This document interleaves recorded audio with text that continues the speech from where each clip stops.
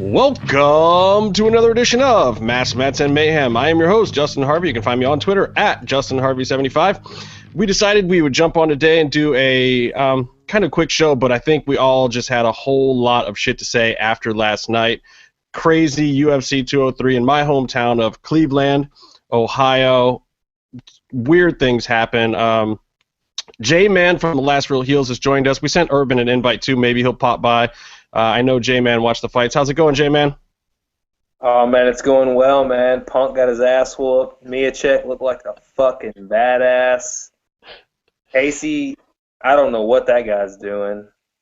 Byron had his cat a few minutes ago. I like that, but he got rid of it. So he's back to just not bringing anything to the show. There he is. What's up, Byron? How you doing today? You actually watched the fights, Byron? You watched fights? I watched some of the fights. Billy and I watched them. We slept the whole. Thanks for turning my mic back on. At Byron Fever on Twitter and Snapchat and Instagram. Find us. We're there with cat pictures. I watched the fights. Big surprise, CM Punk. I'm ready to talk about that with expert analysis. All right. Well, speaking of expert analysis, Lucha Gringo, well, one of the Lucha Gringos is in the house. Casey Nielsen, what's up, brother? Hey, what's up, guys? I'm sorry I didn't watch the fight. I was, reading comic books and shit. It was this storyline about, it was called Necrotia X, and, the Black Queen brings all these dead mutants back to life, and I just want to have to fight all the dead people, and it was really engrossing and shit. But I did see Punk lose, so, yeah. Damn, dude, I should have had you come to my place, except you live, 7,000 miles away. This is true. Well... yeah, let's get right into it, because the CM Punk thing, let's just talk about that off the bat, because we talked earlier last week, the weigh-in, he looked terrible, and I was thinking, okay, maybe CM's got some goods, maybe he's bringing something to the table, but, the weigh-in was making me think, shit, even if he is bringing something to the table, he's probably not going to win this fight. Guys going into weigh-ins looking like that is never, ever a good sign. And sure enough, he comes out, if you didn't see the fight, Mickey Gall rushes him just went straight across the ring, right at him, took him down, beat him up, made him look awful for about 2 minutes, and then sank in the choke, and CM tapped gym tap style. And if you don't know what a gym tap is you're rolling with your buddy, he gets you in something, he's got it in, you just tap. You just get out of it and you try again, you do something else. But dude, this is not the fucking gym. This is a goddamn UFC, man. You hold on to that thing for a while. It's the same thing that Sage Northcutt took some shit about. When you're in the actual fight, and that only comes with training. If you haven't been in a bunch of actual fights, how do you know that? All he's been doing is rolling in the gym with these other guys. So he just fucking taps like a bitch, 2 minutes into the thing, and the choke was barely in, and he's just just let me out of this. I'm done. I got nothing here. So that's kind of the blow-by-blow of the fight. What did you guys think of what was going on there? Well, I thought that Punk rushed him, he rushed him, started swinging, and just got taken down right away. He wasn't even guarding any part of his body, and he just got taken down. I saw him slip out of one. It looked like it was over at one point, but he slipped out of one chokehold, slipped out, when you go under the chin and under the elbow, J-Man. That was analysis, bro. Ball said after the fight, man, in the post-fight press conference, he said that he came in hot, so he shot for the double leg and, just went that way. He wanted to show his striking is what he said. I really think they got a potential huge star in their hands, man, because he kicked Punk's ass, and that was a huge deal. And he called out Sage. You talked about Sage a few seconds ago. He called that motherfucker out. He said he wanted to kick the spikes out of his hair or punch him out. So I'm for that. I'm not a huge Sage fan. So if Mickey Gall can build a career beating all these guys with all this hype, that would be some good shit. Well, realistically, Sage is probably one of the few other guys that isn't too terribly deep in his experience level from Mickey at this point. It's probably the best call-out Mickey could have made. Because I feel, as soon as the fight was over, I felt bad for Mickey Gall. I was like, that's great. Yeah, he beat the 1-0-0 guy who's in the UFC. Like, who else is there for him to fucking fight? You know? He beat him like he was supposed to beat him. Well, yes or no. I mean, look, the intrigue of this fight was when a guy who's an athlete of any kind comes in out of nowhere, you don't know. Like, Herschel Walker came into Strikeforce, and yeah, he was fighting a couple of tomato cans or whatever, but, Herschel Walker, in his 40s, was still a fucking phenomenal athlete, and he took it to those guys. He won 2 fights in Strikeforce out of nowhere because he went in, he did the training, he did the time, and he had his basic MMA down. I think CM Punk's probably got his basic MMA down, but the difference is that was Strikeforce for Herschel. Lashley didn't come right into the UFC. Brock Lesnar didn't come right into the UFC and probably still came in a little early even for his skill level. I mean, the UFC is a different fucking place. Like, no one should be in the UFC until they have probably at least 4 real pro fights against solid competition under their belt. It's just not a place for a new guy. But Mickey falls under that category too. It's like there's not a whole bunch of guys who have got like 3 or 4 fights. Like, honestly, maybe the best thing they should do with these guys is send them to the Ultimate Fighter, both of them. Like, keep CM Punk around. If he's got a couple fights on his contract, see if he'll go play house over there and then Ultimate Fighter gym. Put in his time and get. That's the only way he's going to get amateur fights at this point, because those fights don't go on your record on Ultimate Fighter. You can go on that show and those don't count on your record. I think that's a good option, and also it allows them to kind of recoup on their investment of him, where they still get to market him as a UFC product, but they don't have to have him stink it up on their actual shows. Yeah, I think we lost Casey. Hopefully he'll rejoin. Yeah, Luke Gringo left, man. He got intimidated. Well, I was hoping Casey would comment on that too, because I bet Casey would watch Ultimate Fighter if CM Punk was on it. And Mickey Gall, too. Like, Mickey Gall, after the Sage Northcutt fight, like, if he loses to Sage Northcutt, what the fuck does that kid do then? Like, I agree with you, J-Man, about him being a potential star. His press conference last night was amazing. He called out Sage Northcutt. He seems to know where his place is in the overall hierarchy of what's going on at the UFC. He's like a very savvy kid. He seems to really have his head on his shoulders, and he's doing the right stuff. But even doing the right stuff, I feel bad for him, because I feel like maybe it's too soon, and it's like, I don't want to see the kid lose 3 or 4 fights in the UFC and then have to go and fight somewhere else and then try to come back. I mean, that's just silly. What about all the F-bombs he was hitting in his interview afterwards? Yeah, him and Stipe. Like, thank God this wasn't a Fox Sports card, man. They would have been getting fined out the waz. He wouldn't have made any money last night. I don't think they fine on pay-per-view anymore, but... I hope not. Everyone dropped the F-bomb. Punk was saying, fuck yeah, just walking to the ring. Yeah, and Punk dropped a few in his post-fight press conference, too, where, he's like, I got fucking beat. What do you want me to do? Oh, Punk crying, though. Jesus Christ. What was that? You guys sad. see Punk crying? Yes. Yes. Oh. The crying Jordan memes were out instantly, too. I just don't know what he and his crew expected him to actually do out there. Like, he went out there and basically he successfully took 3 steps, and then it went bad after that. Oh yeah, it did. His timing was off, is what he said. He got in a ring about 3 years too early. Oh, Casey's back. Welcome back, Casey's. Yeah, internet shit the bed. Sorry, guys. So what do you think kind of about this CM Punk situation? I mean, he went in there and in 2 minutes didn't really get anything off. I mean, he tapped out. What do you think? I thought it was funny because I don't have any beef with CM Punk. I think he's all right. I was a fan of his in wrestling and shit, but a lot of his fans are really fucking annoying. The fucking worst people. Seriously. If you're still chanting his name at shows, you're a piece of shit. I'm sorry. But it's gotta be like that. You just said you don't have a personal beef with him, but it sounds like you do.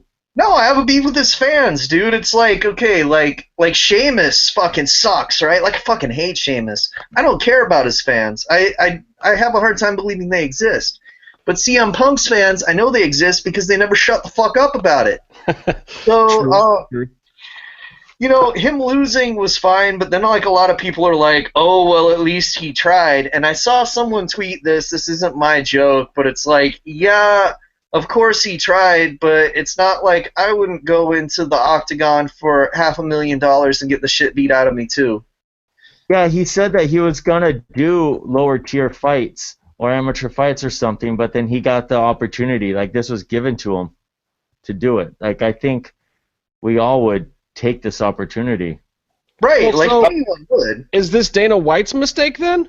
I Yeah. mean, Dana was even the one who was like, after the fight, like, yeah, I'm sure CM Punk will fight again. Don't know if it should be in the UFC or not. I mean, even Dana's saying that shit. It was like, it was your call, Dana. I wonder if Vince asked him to embarrass CM Punk for him. All I know is when they send Punk to Invicta, he's going to do great. Oh, that's cold. That's cold. Cyborg will still smash him. He's got Yeah, no- she would fuck him up. But no, Punk, put him on Ultimate Fighter like Justin said. It would be entertaining. It would get ratings because he would be a fucking asshole to everyone. It would be hilarious. So, yeah, go for that, dude. That would be great. Well, yeah, I get what a lot of people are saying. Like, you know, Kevin Cross yesterday was talking about how he respects Punk for just getting in there. And I think a lot of people who, especially who are wrestling fans, want to have that feeling of a little bit of love for him and respect of like, yeah, you know, thanks for trying and doing the whole thing, but it was a little sad, you know. It was just like he just really didn't entirely belong there, and I don't know that that's his fault. I mean, yeah, you take the paycheck, but at the same time, it's like, you know, I feel bad for the guys at Rufus Sport who obviously invested a ton of. Well, I don't feel so bad because I'm sure CM Punk paid everyone handsomely, but you know, they put a lot into the kid, and I think that they want. I shouldn't even call him a kid; he's almost my age. They wanted the guy to do good, but it just didn't. It didn't go his way this time, and it was kind of not a very good look in general. Like you wanted to see more than that. I want to know where all these tweets were when Bobby Lashley gasses out in the first round of punching someone, or Dave Bautista tries his hand at MMA. Well, here's the thing I will say about that is that officially I think ADR is better at MMA than CM Punk. Yeah. Yeah. He's also better at crying. Well, I'm going to work backwards. I'm going to go backwards. We can talk about this a little bit more, but I want to hit some of these other fights real quick, too. Let's go backwards down to the Jessica I, my homegirl from Cleveland, God bless her, oh my God, versus Betch Kohea. They got into it at the weigh-in, first of all, which was pretty amazing. I saw that. That was dope. Yeah. Yeah, they were pushing and shoving, and it got intense. And so I expected some fireworks from the fight. But I got to tell you, watching this fight, I was yelling at the TV at Jess I. It was like, I never saw two chicks get in the ring that wanted it any less than those two in that fight. Like, you're both doing okay. It was questionably 1-1 coming out of the second round, and then they go in their third round, and nobody wants to take it. Nobody wants to win this fucking fight. Jess I is at home in Cleveland. Like, every person she's ever known in her whole fucking life that she cared about, I guarantee, was sitting in that damn arena. They're watching you. Your hometown crowd and your friends and family are watching you, and then you don't fucking go for it. She didn't, like, turn it up at all. She's, like, playing patty cake in there with Betch Kohea, who's a tough girl, like, not the top of the division like she thinks she is, but she's tough. And so's Jess. I mean, Jess was right on the verge of a Ronda Rousey fight until Miesha Tate beat her. And ever since then, she has just been a big backslide. Like, I don't know if she needs a shrink or what, but I was really disappointed. Like, you got to have more gumption than that if you want to win a fucking big fight in your hometown. Dude, her last fight was like that, too. Totally. Like, if you go back and watch the last Jessica I fight, because I remember making fun of you because she was from Cleveland on the show. So, yeah, like, that stuck out in my mind. just now. But dude, it sucks because it's kind of the same thing with Punk, man. Who gives a fuck if you lose as long as you look like a maniac when you do it? Like, Punk should have been, like, fucking choked out. Like, not even tapped, you know? Yeah, that would have been a good look for him. If he went out cold. Day, you know? It's like, if you lose, you fucking lose. What's that, J-Man? Yeah, just straight pass out, you know, not tap out, you know, just go out to the, you know, get choked out like Casey was saying. That's what Punk should have done. I would have dug that. But, man, what about how mad the crowd was when Beth won? Yeah, well, they should be. I mean, like, nobody expected Jess to lose that fight, and she had several opportunities to win it. I mean, she phoned it in the third round when it's like, that's go time, girl. And I do gotta say that since this was on the free TV portion, did see it, Joe's gotta enunciate Betch a little bit better. Bitch Kohea. Yeah. Especially at the end of the fight during the interview, it really sounded like he said, "I'm here with Bitch." Oh yeah, he did. He flat out did. I don't care what anybody says. He's like, "I'm here with Bitch Kohea." And also Mark Hunt. Enunciate. Yeah, no, separate. Those are two separate words. Mark Hunt. Yes. Not Mar, cunt. Mark Hunt. You're terrible. What'd you think of Jess's fight, J-Man?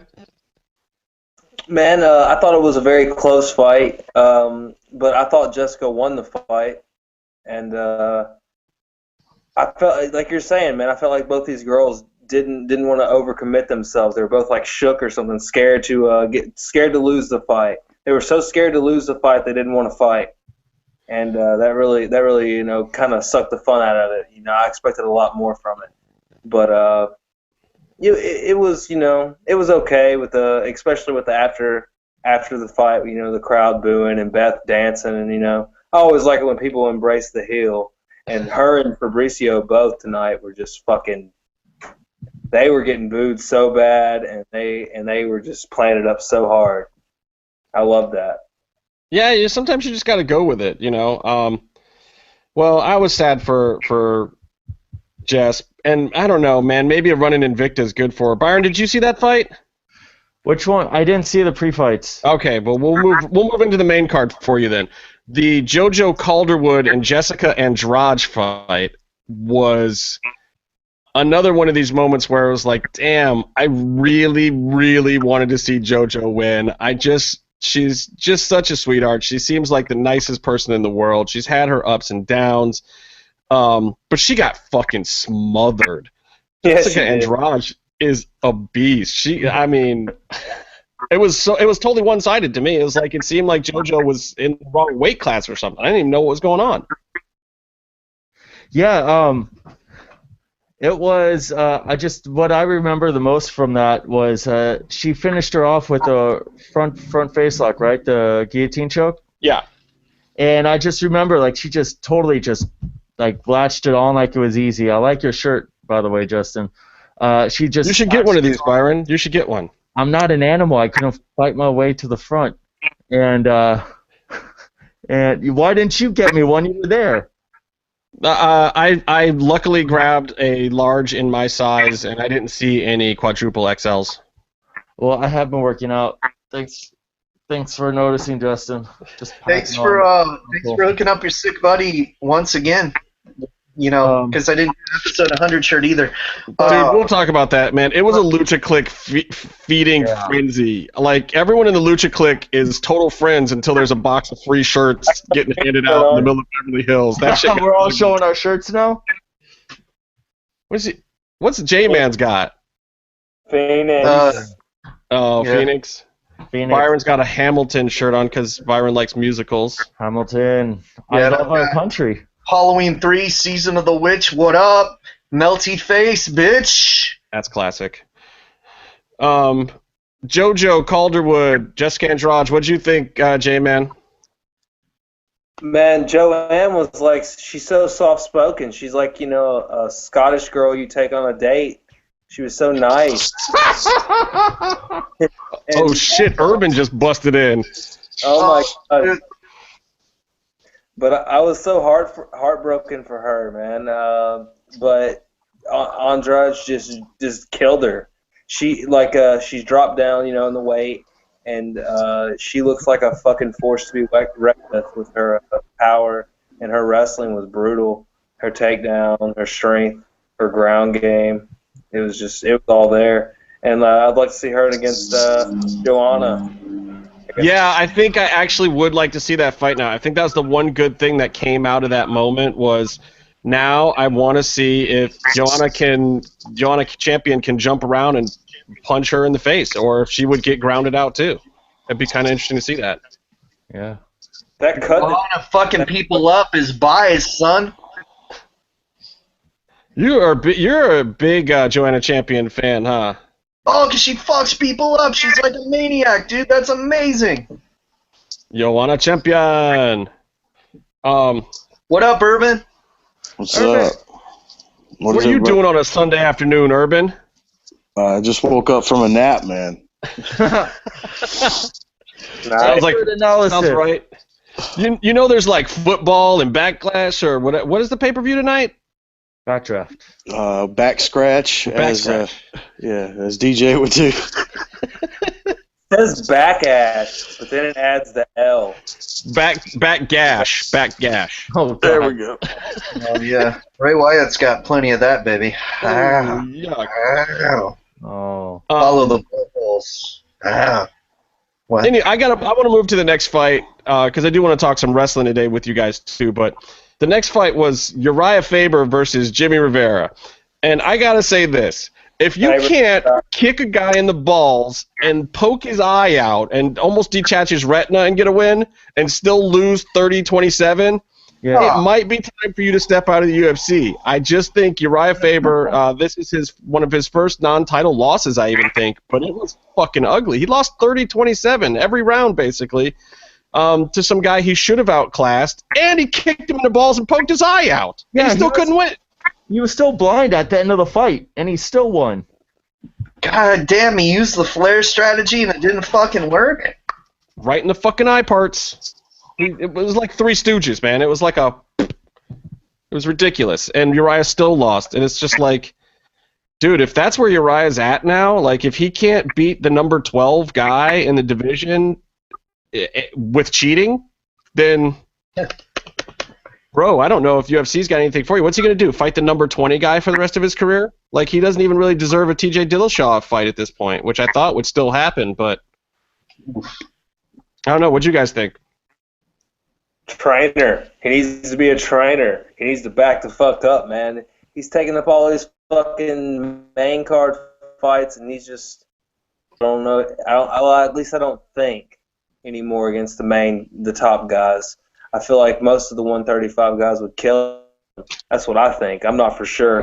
Well, I tend to agree too, and I think that BJ Penn had this problem in his career for a while, where it's basically like, you are the head coach of your team. Who the fuck is cornering you? Like, he's got Master Tong over there, and he's got Justin Buchholz. Like, Justin Buchholz is a guy that he trained. What is Justin Buchholz going to tell him in the middle of a fight? And BJ Penn was having that problem for a while too, where it's like, now BJ's with Greg Jackson. That's somebody who BJ can look up to and respect. I feel like Uriah doesn't have that. Like, his camp is fine, but maybe he needs to train with somebody else himself. Like, because he doesn't have a coach in his own corner. He doesn't have himself in his corner for his fight. Get out of his comfort zone or something.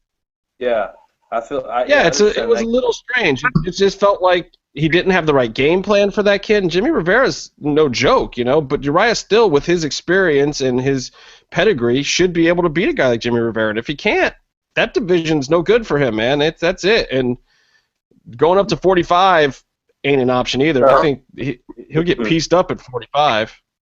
For sure. I don't know. Byron, what'd you think? I mean, I know you're not don't watch a ton of MMA, but the California kid catching a beatdown, what'd you think? Well, I don't know these guys personally, but I did. It just felt like it wasn't that much fun of a fight to watch. You have the half stoppage with the eye gouge, and then you see like the guys asking how much longer the fight. You're like, oh, this guy just kind of wants to, like, he wants to sort of stretch it out just so he can finish, you know. But like this guy, you're not asking how many more minutes left in the fight if you're ready to go. It's like, oh, I'm gonna watch a blind guy try and survive a fight, and then that's what he did, and then, you know, he ended up winning, but still, it just kind of sucked. And the next fight also kind of sucked, and people were booing. It's just, I don't know. I feel like I got ripped off, except for seeing CM Punk get choked out because I had to leave before the main event, so I had to leave before the real fight. Dude. Oh, and that was probably the best fight of the night. Yeah. And fucking Byron is saying that he was not entertained by a fight with a shoot dick kick. That means that fight had to suck, man. Yeah, I mean, it was not like watching Worldwide Underground. It was not nearly as entertaining as the dick kicks that we're used to. Dick kick city, bitch. Anybody got anything else on Uriah? I mean, it was just not. It wasn't pay-per-view caliber. It was not a good fight. Yeah, it was very one-sided, you know, and it was kind of sad. So, you know, it's not something I want to talk about really. You know, it was a very sad. I was a very big fan of I'm a fan of Uriah Faber, man. He used to have little, you know, cornrows. I'm a fan of the guys with the cute hair, you know. Looking like Kerry Von Erich and shit. Yeah, I migrate to guys like that. You know, that's the kind of thing I dig. And the guy was just coming up short, man, hella short.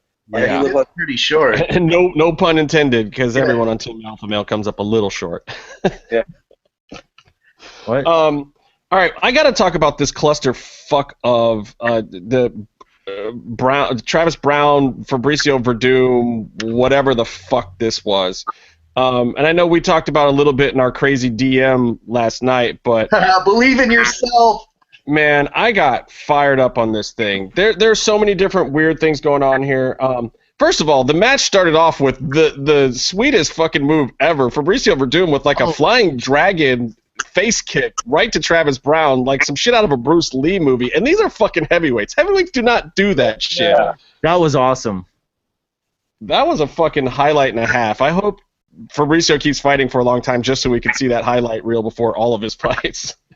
Wait, didn't he do like a front flip Pele kick for some reason?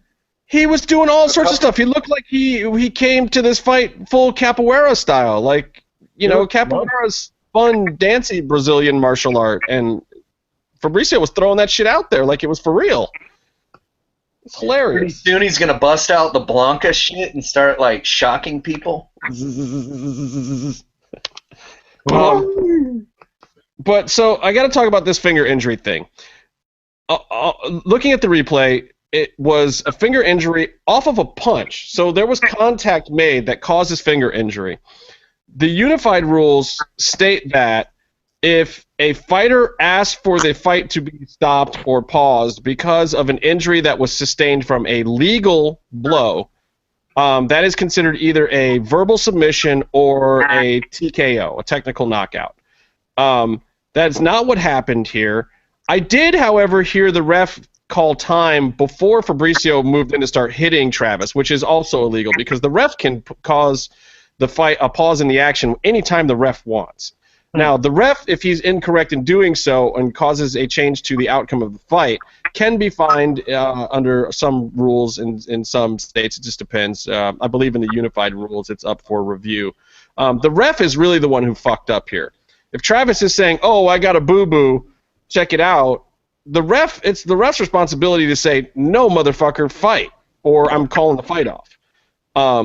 So I don't know that Travis necessarily fucked up either, but typically under the rule, the fight should have basically been over if Travis is like, "I'm too hurt to continue, I need a doc to look at this." It was just super fucking weird, and everybody was basically a bitch in that scenario. The ref was a bitch for calling a timeout. Who calls a timeout? There's no timeouts in fighting. He was hurt. Yeah, but it wasn't an accidental injury. The entire point of an MMA fight is hurt the other guy enough for the fight to stop. That's it. Those are the whole fucking list of rules. They do that in wrestling all the time, though, when you're like, "Oh, hold on a second, my knee hurts." And then the ref looks at you, and then that's when you cheap shot the other guy and win.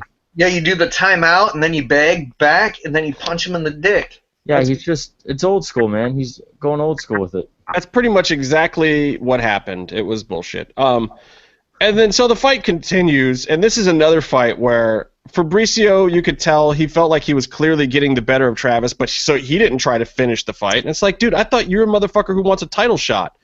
Put the fucking hands on this fool. Finish the goddamn fight. And then Travis Brown, Jesus Christ, he goes to his corner, and Edmond Tarverdian, what the fuck is that guy talking about in the corner? You're supposed to be bringing the heart rate down to your fighter. You want him to fucking focus. You want to give him some pointers, like a few things, like a couple of things. These are fighters, guys. These are guys who get hit in the head for a living. You want to give him a couple of things like bring his heart rate down, tell him, okay, look, he's leading with his left. You want to circle around this way. You want to leg kick him. Give him a couple of suggestions. Edmond Tarverdian is in the corner like, bro, you got to fucking smash his head, bro. I don't care what you do. You go in there, you kill this guy. You fuck him up, bro. That was it. Like, what kind of coaching is this? This is not a coach. It's a cheerleader at best. Travis Brown and Ronda Rousey both need to get the fuck out of that guy's camp. That guy has no business being in MMA if that's the advice he's given between rounds. So anyway, we go to the end of the fight. Fabricio Verdum wins. He's calling out the champ, blah, blah, blah, blah, blah. That's kind of the recap. Then Fabricio Verdum gets into it with Edmond Tarverdian. Edmond's saying some shit to Fabricio. Fabricio push kicks him in the chest.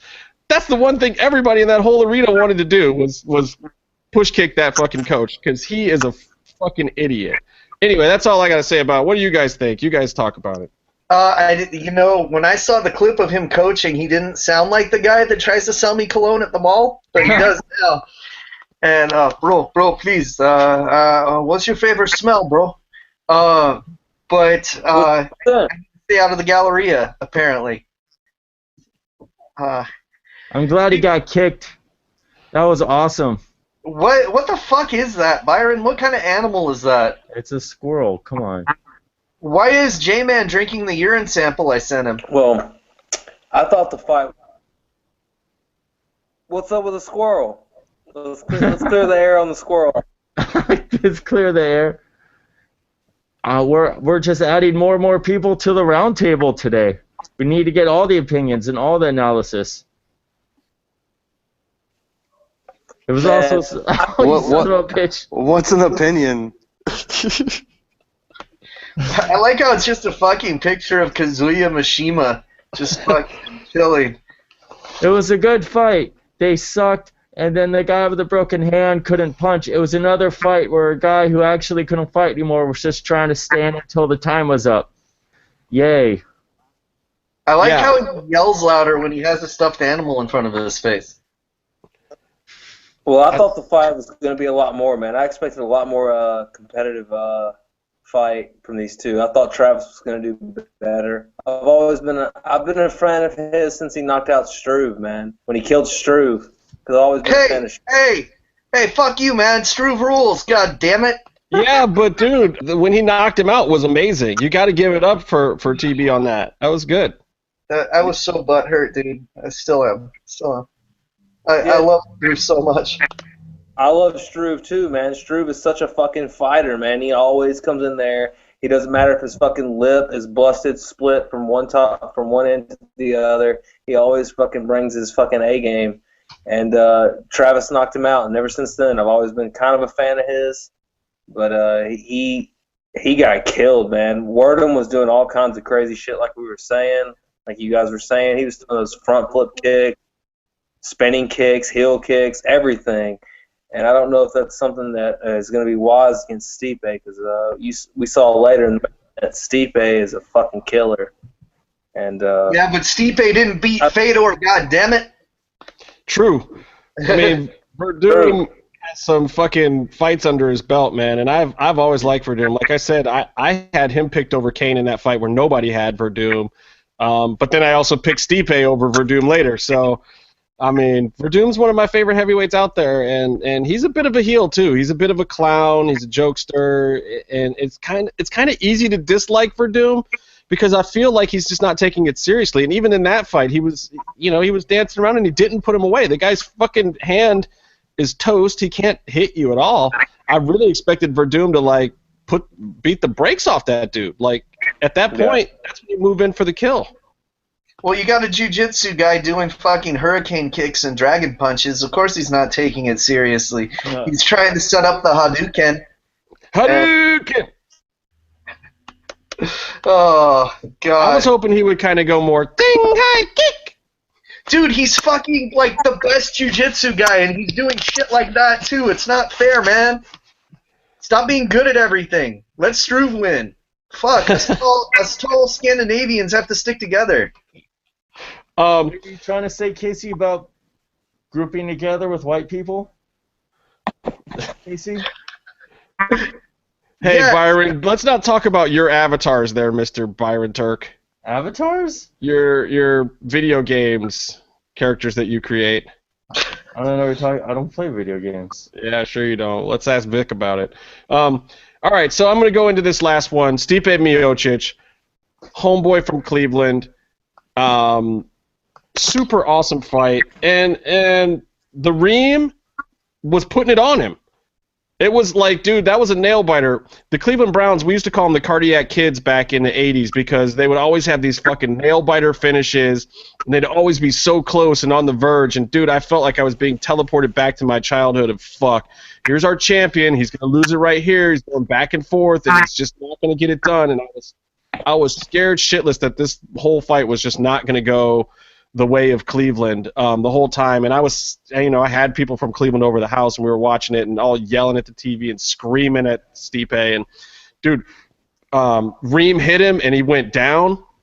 And Reem almost got that tap for a second. And I know Reem was a little delusional after the fight when he said, I felt him tap. He didn't tap. He had his fingers curled under. It was clearly not a tap. But it was exciting, man, to be a one-round fight. It was super fucking exciting. Then they got up, and Stipe looked like a new man, and he started putting it on Reem. And this just goes to show you, in the heavyweight division, man, you're one punch away from the belt sometimes. Reem was one punch away from that belt that whole fight, and Stipe just got it in there first. And once he got him on the ground and pounded him out, I was like, oh, my God, he's going to murder him. Get in there. Stop this fight. Stipe is a bad, bad motherfucker. Please make this stop, because I like Reem a lot. And Reem was hilarious, too. He was really gracious and nice to Cleveland the whole time. I bet he had a blast there. And I was saying this to my boys last night. They were like, really, you think Reem had a good time in Cleveland? I was like, yeah, because think about it. If you're Alistair Overeem, you walk into any place in Cleveland, as long as Stipe Miocic is not with you, you're a goddamn superhero. But if Stipe's with you, people are going to boo you. So, whatever. He got booed a little bit, but then the crowd goes crazy with the O-H-I-O. And I loved it. Hometown hero brings another one home for the good guys. Cleveland keeps the belt in a really, really exciting fight that honestly made the whole pay-per-view worth it, because everything else was just wackadoo. What'd you guys think? Let's start with J-Man, because I know you saw this fight. Man, I feel like Stipe is such a legit tough guy. He's like such a throwback to me. The guy, he kind of reminds me of like the old school UFC fighter, because he's not necessarily the most refined, but he's just so fucking tough, and he's got so much power. It's an awesome thing to watch, and him winning in his hometown, that was fucking epic. You can't top that. And he says he's gonna have that belt for a long time, and I somewhat believe him, because he seems to have, like, when Overeem hit him, Overeem's like the most decorated striker basically in UFC. Dude buckled, but still caught himself. He was still there, and it was definitely such a back and forth fight, and I enjoyed the shit out of it. And Stipe, man, that's a good guy. I'm rooting for that guy. I hope he keeps that belt for a long time, like he said. I hope so too, man. I mean, the dude still goes to work at his job at the firehouse. Urban, what are you doing over there? Did you see any of these fights? Do you care about any of these fights? No. I didn't see talk anything. about Backlash because he's a huge Randy Orton fan, and he is so upset that he's not going to be making the show tonight. Yeah, now what's going on? Not? J-Man, did you hear anything? Any of these rumors about Orton not being cleared to fight at Backlash or whatever? Is that a work? Does anybody know? I don't know. All I know is a month ago he was getting legit elbowed in the head by Brock Lesnar. So Razor Cabrone knows. I bet he does. I bet he told people on his show 2 weeks ago why Randy Orton wasn't going to show up tonight. We saw it at the last pay-per-view. He got elbowed in the head until his head popped open by Brock Lesnar. That hurts. Right. So basically, you're saying it's a work, then, Byron. That's what you're telling me. I'm saying he's not medically cleared to fight, and the last time I saw him, Brock Lesnar was actually hurting him. Yeah. I don't buy it. We'll see. It's only what? Shit, it's starting soon, isn't it? Is it already on? The show probably started 5 hours ago. No, like the show starts at 5, so it probably starts at 4. Fuck, I don't know. All right. Well, we'll see shortly. 30 minutes or so. I'm surprised that you're not cheering for your Ohio match of The Miz versus Dolph Ziggler. Yeah, baby, Cleveland, bringing it. Some Northeast Ohio boys. They're legit probably like my two least favorite guys that aren't Sheamus. I like that. Oh, come on, man. The Miz, after he cut his promo on Daniel Bryan, you can't tell me that wasn't some fucking gold right there. You can't tell me he didn't call it like it really is. Like, look, everybody else here is a bunch of dumb motherfuckers. I'm the guy that doesn't get hurt. I show up for work. I get paid. I entertain the fans enough to still be here and sell a little bit of merchandise. I'm the franchise. Screw all of the rest of you guys. Like, how long was Daniel Bryan's career in WWE? And his wife is Maurice. Ugh. You're not Sting is the franchise. Look, let me tell you guys something. It doesn't matter how much you protect yourself. Seth Rollins is just going to ruin your career anyway, eventually. So you might as well go all out, bro. That's why you stay in the mid-card. Speaking of staying in the mid-card, I just looked at Bray Wyatt's Twitter to see if he said anything about Randy Orton, and he didn't. He just said, freedom? Yeah, you're free, man.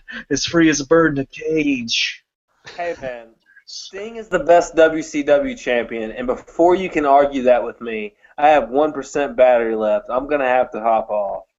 So, see how he does this to avoid I agree with you. It's better than Ron Simmons. yeah, Oh, yeah. Yeah, I agree with you while I have a belt behind me that doesn't say fucking Sting on it. What were you saying, J-Man? Ron Simmons is a strong potential first champion too. You know, that guy that was epic. That meant a lot of things. You know, him winning the title. But He did beat Vader. Oh, What? shit. Do All what? right. I have a question for you guys. Did anybody here know that Kevin Cross speaks Spanish? Yes, because you told us yesterday. Who are these people? How do they learn how to speak Spanish? Urban, what the fuck? Urban? You don't know how to speak Spanish, Urban? Dude, I felt Spanish in high school, and I haven't recovered since. Oh. People. So did Casey and Byron. That's how I got stuck with them. Yeah, me and Byron were in Spanish class together, and we just talked about wrestling and fucking dick jokes in Spanish, and now, hey, we can podcast about it. Fucking Cero Miedo. Viva el UMAOD, right, Casey? Fucking right, the Unholy Midget Army of Doom. That was before we realized that the best thing midget wrestlers were good for was to get the shit kicked out of them by regular-sized ones. Yeah, the best thing a midget wrestler could ever do is get tombstoned after getting kicked in the dick by Vampiro. If you follow me on Twitter, that is at Lucha Gringo. You can see the latest midget wrestler getting beaten up by two regular-sized dudes because Guapito got fucked up last night. Ooh, I kind of want to see that. Hey, speaking of you being at Lucha Gringo, we talked to the other Lucha Gringo at the Paleyfest, and he's laid down the gauntlet to you, man. He says that the name is his. And speaking of which, fucking Heels had some motherfuckers steal their name this week. What was up with that shit? I'll get back to you, Casey. I'm Urban. What's up with the fucking copycats? I don't know. I guess we made it, man. Fuck those guys. I wasn't even trying to be a bad guy. I wasn't trying to heel out on nobody. And that dude, he kept building this up, and then he broke his own dick off. It was the greatest thing. That guy sent me his nudes to try to make up for it. I declined. Back. Shit. Well, it was funny. Oh. Did you notice it the same way I did? Like when you guys went live on Friday, when I was getting ready to head down to the Paleyfest, I did a search because I was like, oh, I don't know which Google account Urban's going to do this under, and I did a search for Last Real Heels, and those motherfuckers popped up. But I thought it was some old shit. Like, I thought it was some people that were gone. I didn't realize they were still doing shit now. Yeah. We look good, didn't we? No, I don't know, man. I never vanity search, so it's not. I recommend I didn't exactly expect to find that. I found it when Casey or Byron sent a DM. So I think it was Byron. Yeah, it wasn't me. I just laughed when you guys were already like shitting on those people. Oh yeah. Well, I mean, it's not like I did it too hardcore. I know what it's like to have my name stolen. Yeah, well, back to you. So we talked to the other Lucha Gringo. He was like, dude, I've been in this game since, AAA first came to Los Angeles. Like, I'm old school. I get that shit. He just put it out there, dude. Like, he's laying claim to it based on age alone. What's that have to do with the name you call yourself? Yeah, because, L.A. Park's pretty old, but he's not allowed to call himself La Parka anymore, is he? Ooh, that's true. Yeah, not the best analogy, actually, because it's kind of fucked up, and I just compared myself to that piece of shit AAA Parka. Well, shit. I just put myself in a little bit of a pickle. You've been Lucha Gringo for decades, haven't you, Casey? At least 10 years, but I also am willing. I even told EV-Dub, just put up the cage at the temple. We'll have a cage match for it. Winner gets the name, loser gets their head shaved. I think you guys should do that or something, man. I mean, I think the only way this could be settled is with violence in the temple. I mean, you guys are both there all the time. You guys are both on camera all the time.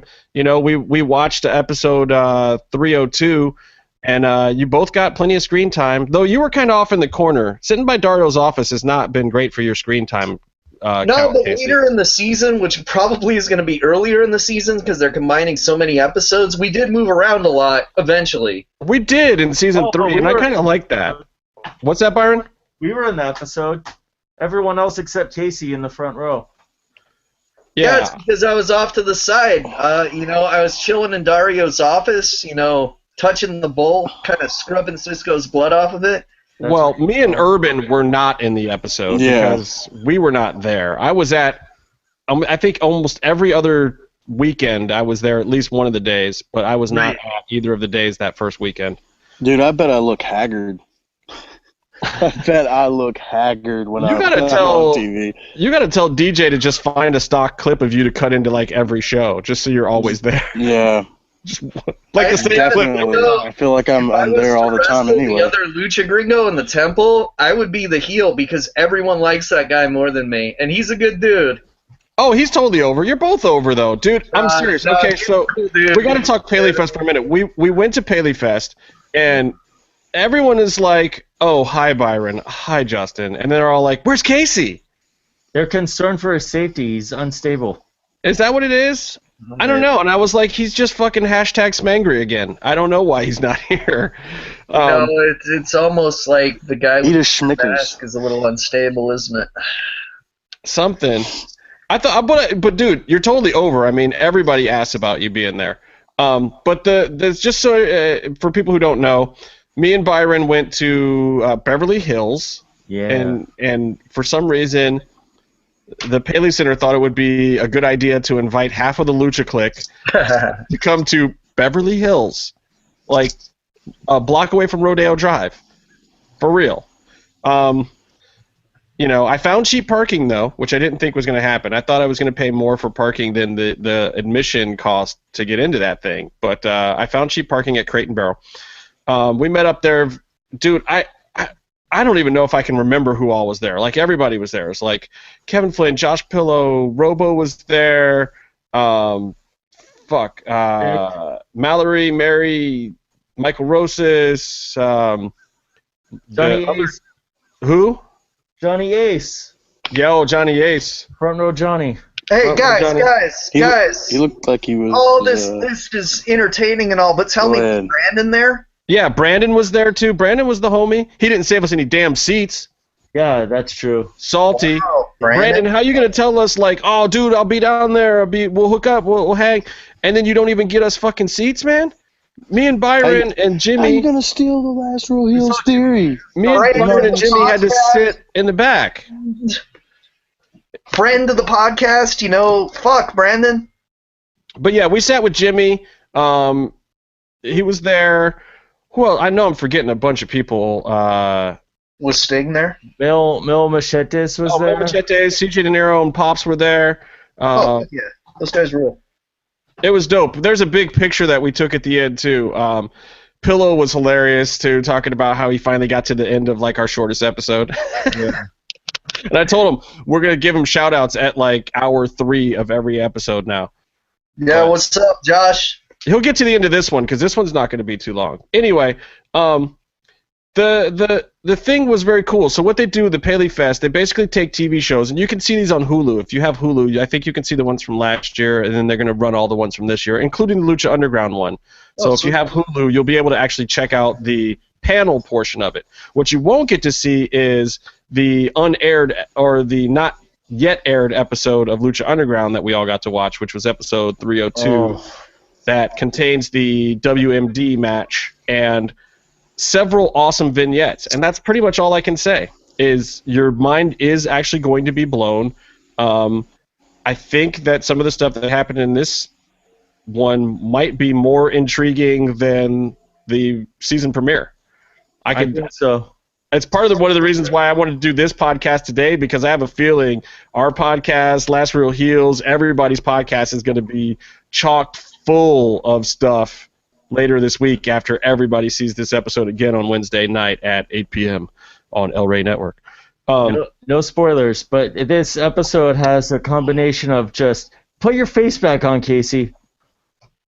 It has a combination sweating of in there. Just like absolutely incredible wrestling action. That's you know, it's the culmination of this story that's been brewing between Killshot and Marty from last season, and that's a huge deal. But then these vignettes are also like on their own. There's just so much massive story happening here that just blows your mind.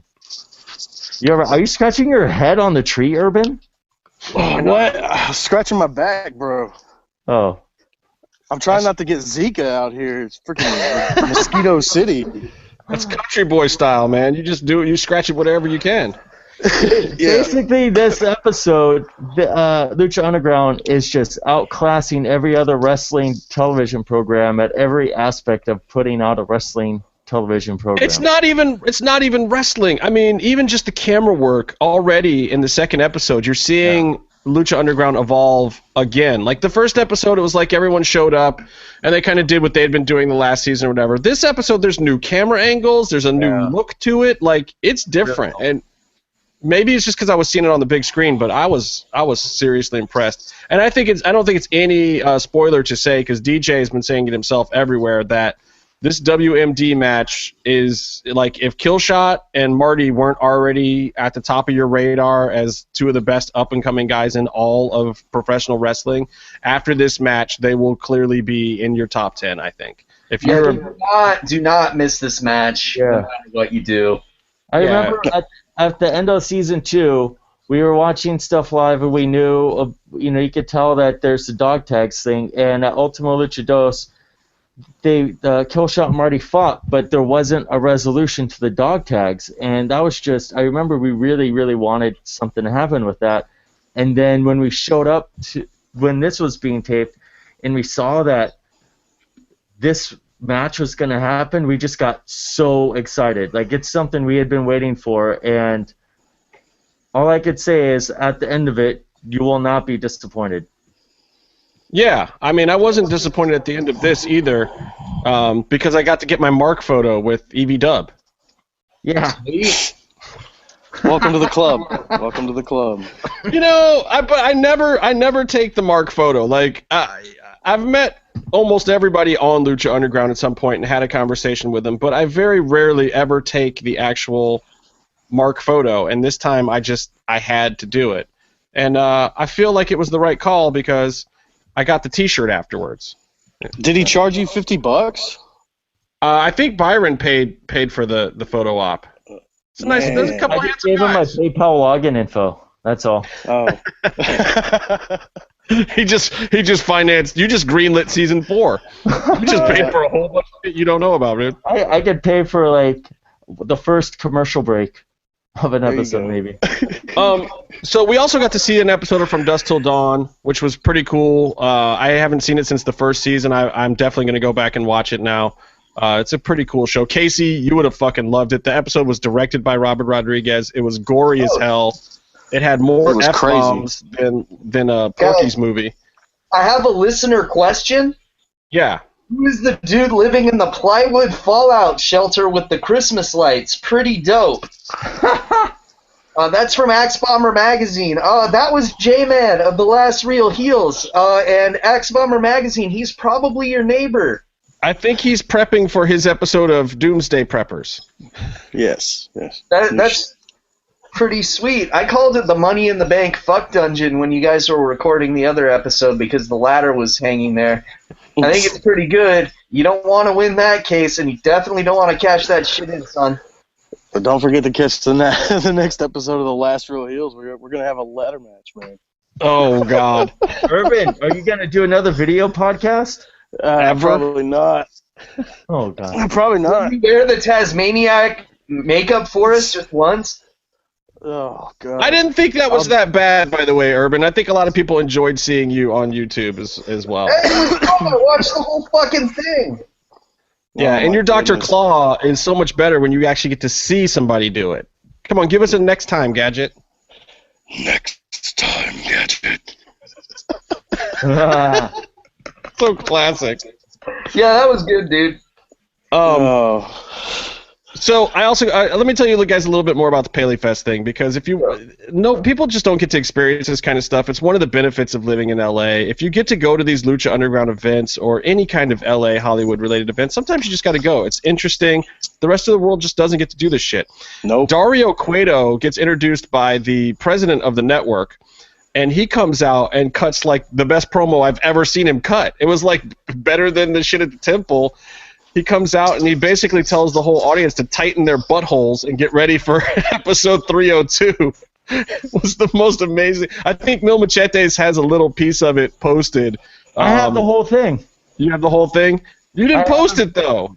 No. I don't know if you can post it. I don't know. I don't know what the rules are, but Mil posted some of it. Did you sign an NDA at the Paleyfest? No, nobody signed anything. I mean, given we can't reveal anything about the episode because of the NDAs that we signed to go to the temple. True that.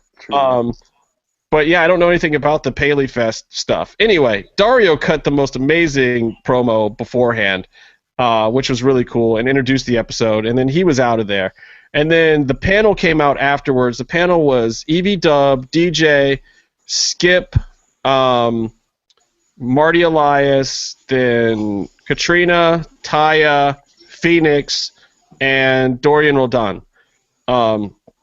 They started off. Was that uncomfortable or fucking what, dude? I'll get to that because I was weirded out by it, but nobody else seemed to be weirded out by it. So maybe there's nothing to be weirded by. Evie Dub talked first, kind of gave the history of the show and some of the rundown, which was interesting to hear.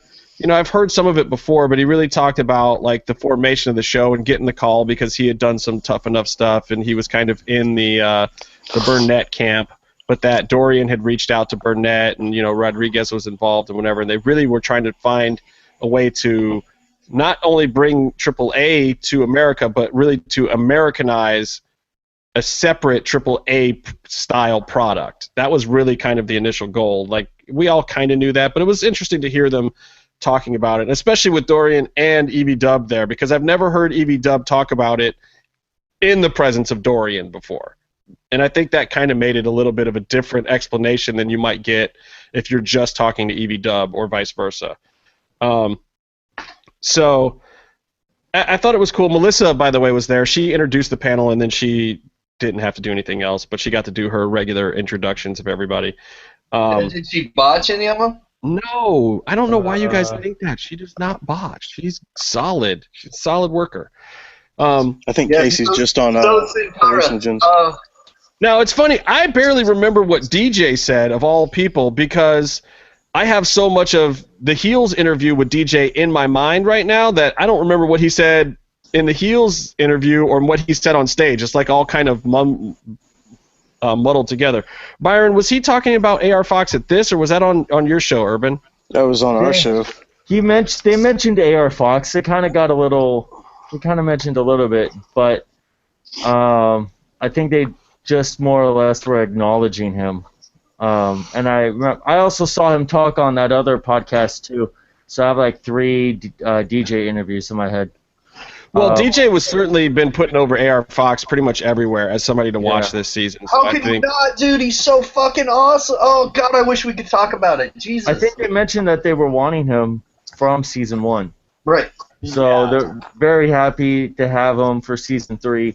And when we watch the episodes and we see what happens, we are also going to be very happy. Well, and DJ did get a little into, like, storyline-wise, that things are going to be a lot more off the hook. They're moving things forward for real now, like we kind of expected in season 2, but season 3 is where it's on.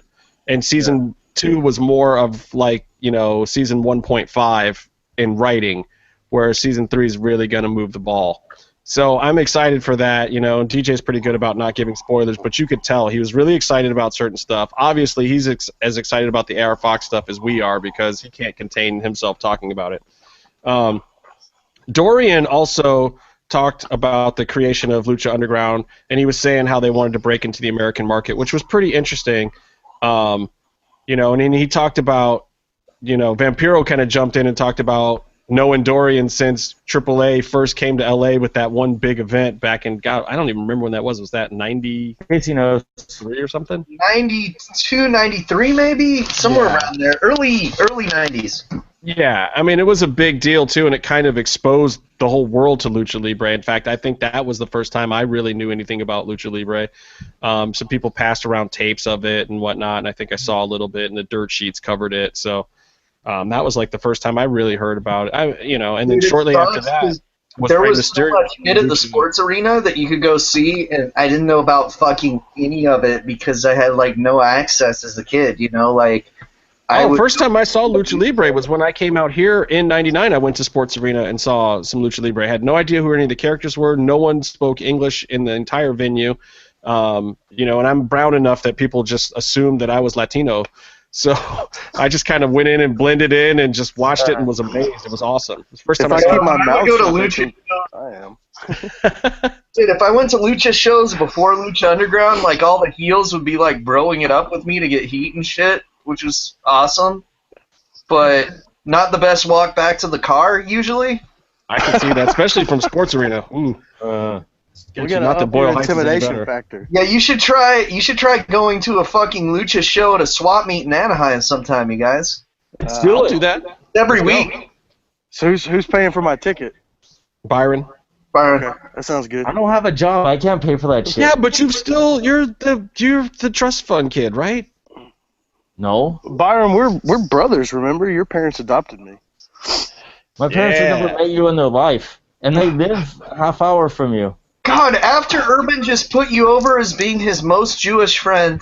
It's terrible. Y'all terrible. It's that refined racism. That podcast. I watched that shit. Those might not have been the exact words. He just said, "Hey, I'm not racist. I'm not anti-Semitic. I have Jewish friends like Byron Turk, who is not really Jewish." He said we were both Jewish brothers. I told at the Paleyfest thing, I told Vic that I was half Jewish, and he got all like quiet and like, no, I accept all people.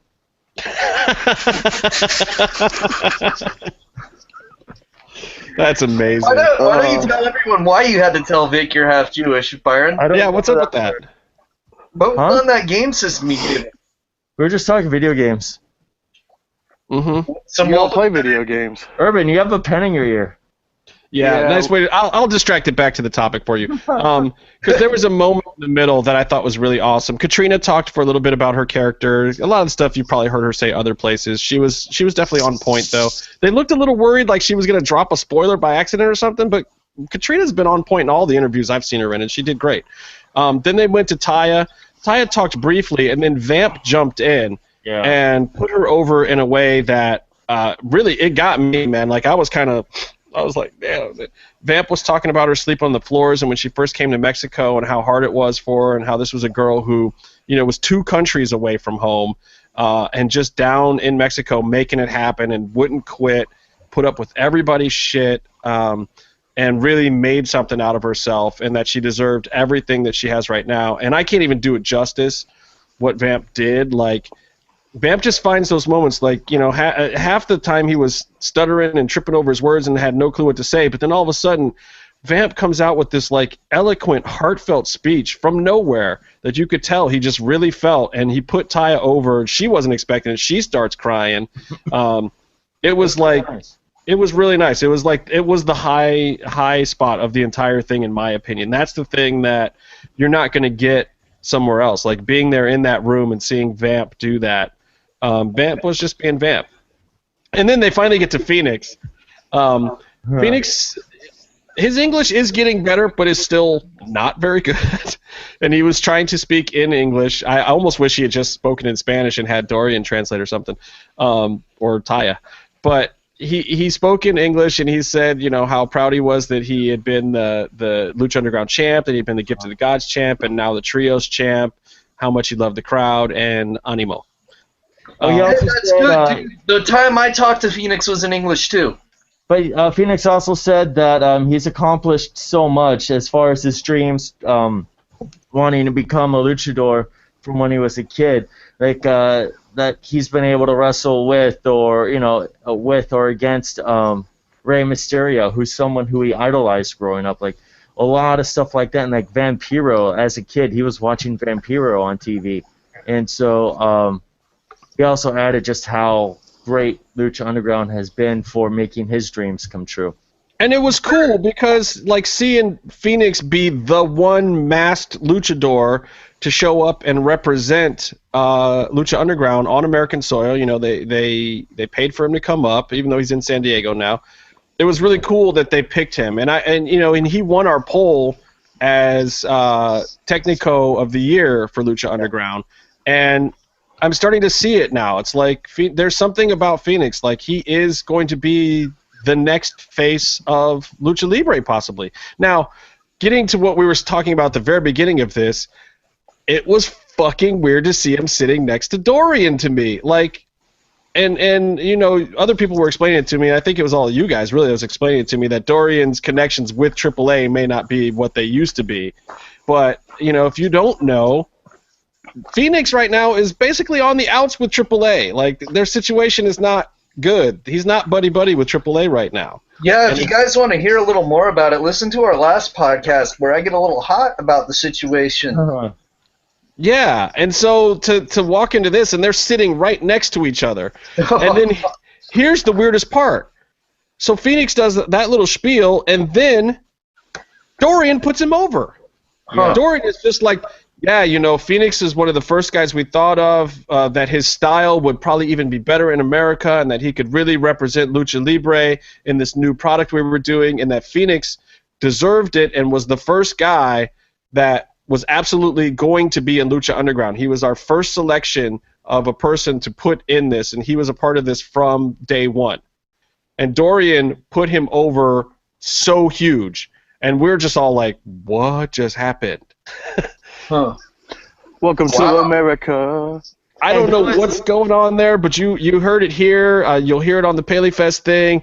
Dorian's putting over Phoenix. They seem, at least publicly, like they're in a good place, and Phoenix doesn't appear to be going anywhere as far as Lucha Underground is concerned. So the rumors of, if you cross Dorian in Mexico, you're going to have trouble in the States, may not be true, people. I don't think it was him with the threats. I think it was the other Roll-Ons that put themselves in halls of fame that that we're throwing those threats out there, but that's just a hunch that I have. Well, but so how does that work for Dorian, though? Like, isn't Dorian catching heat for this kind of shit? Yeah, dude, if you listen to Conan's podcast, you'll hear a fucking shitload of it. A lot of it from Conan's position. Basically, the way I think that it is that Dorian wants to do shit, but his hands are tied because everyone goes over his head to the other Roldans and gets shit done. And they have their guys that they like, and they're not people that are cool like Pentagon. They're people like fucking fake La Parka and like Blue Demon Jr. and shit. And, you know, hey, every promoter's got their guys. That shit happens. Right. I just wish it was my guys that were their guys so that I could see them, like, not leave the promotion and not drop titles and shit like that. Well, the end of the show was strange.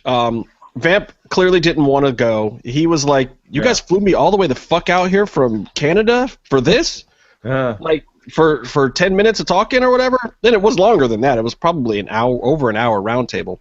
So then the host, who barely said anything the whole time, he didn't really have to, was just like, well, take us out, Vamp. What do you want to say? Vamp starts, he's like, all right, well, you guys know the Lucha Anthem. So the whole room just breaks into the Olay chant. And it was crazy. Like, you know, don't invite the Lucha Clique to Beverly Hills if you expect us to be fucking civilized. And then afterwards, were there people hanging in the drinking? Lobby. Yeah, well, they had wine and stuff, and some people who didn't want wine went down the street for beers during the reception hour. We were rowdy. We were Yes. chanting at the episode, at the screen. Yeah, I mean, we did the same thing at the president of the network. He came to the Lucha Underground season 2 finale at screening, so he knew what we were about. Like, I think he was ready for it this time. Yeah. But like the Paleyfest people were like, what the fuck? And then they have full security at this place. Afterwards, we're just all standing in the lobby. They don't know how to ask anybody to leave or anything. We're taking giant group photos with like 30 people in the Lucha Clique. People are just hanging out, whatever, you know, trying to see if Famous B or whoever was around might come out and say hi. But they all went out the red carpet entrance. Then Evie Dub eventually came out. Well, actually, even before Evie Dub came out, basically security had to start turning off lights to get anybody to leave. And these security guards looked like they were in fear for their lives. Like, we don't do this here. Like, we're used to stodgy Hollywood types in this place. Yeah. Supposed to be classy people. Oh, so then they turn the lights out, and we just spill onto the streets in Beverly Hills, and it's just a gang of dudes in wrestling shirts standing around outside the Paley Center in the middle of Beverly Hills, acting all loud. And Evie Dub finally came out. I don't know if they sent him out. They might have been like, dude, these are your people. You need to get them the fuck out of here if you want to stay on the air. Wow. I don't know. That's good. That's good. I'm gonna get off here, boys. I think we all are. I gotta get going. Yeah. Anybody got anything Let's else watch to say? some wrestling, gents. Let's go watch some Backlash, live tweet some WW, as I like to call it, WW. Eh. Next time, Gadget. Next time. All right, Thanks out boys. to everybody who was down there. Oh, and Carlos too. I think he was down there. God, who all? I feel like I'm forgetting people. Michael, Mallory, Mario. Did I say Mario? Robo. Crystal was there. What's up to everybody who was there? So anyway, that's it for all of us. Until next time, stay calm and stay in the mix.